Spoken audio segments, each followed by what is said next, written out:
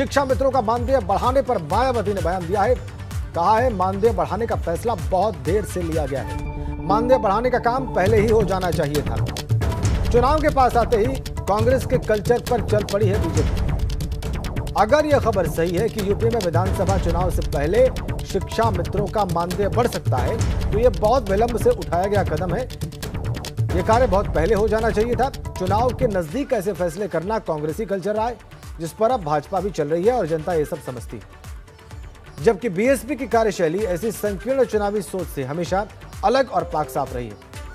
इसी कारण सन 2007 में सरकार बनते ही हमने अपर कास्ट की भर्ती पर लगी रोक को तुरंत हटाया, जिससे फिर इस पूरे समाज को भरपूर लाभ हुआ और उन्हें यहां वर्षों बाद बड़ी संख्या में सरकारी नौकरी मिली। ये ट्वीट किया है मायावती ने। शिक्षा मित्रों का मानदेय बढ़ सकता है, यह खबर एबीपी गंगा ने आपको दिखाई।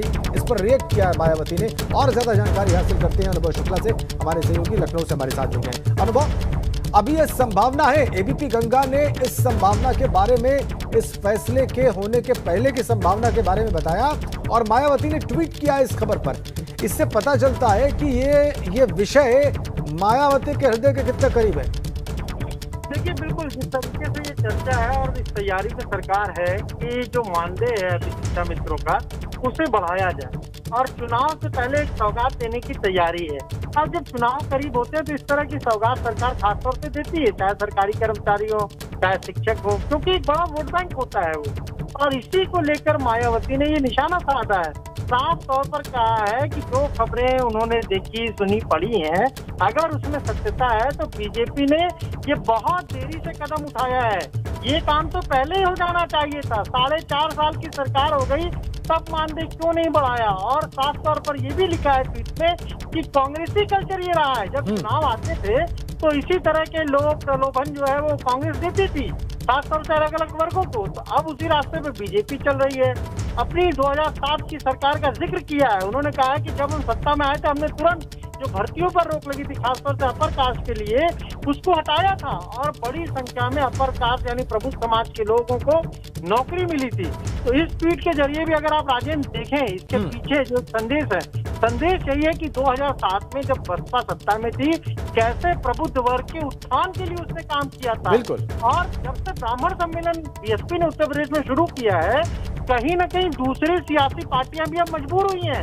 समाजवादी पार्टी को देखिए, अब वो कह रहे हैं कि हम भी प्रबुद्ध वर्ग सम्मेलन फिर से करेंगे।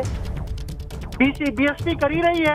इसी तरीके से आज इस ट्वीट के जरिए एक बार फिर मायावती ने निशाना बीजेपी और कांग्रेस दोनों पर साधा।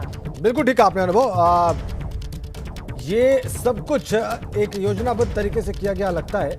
ब्राह्मण सम्मेलन या प्रबुद्ध वर्ग सम्मेलन चल रहा है, उसमें इस तरीके की बात करना ट्वीट के जरिए मायावती का, ये एक बिल्कुल सोचा समझा कदम। बहुत बहुत धन्यवाद आपका।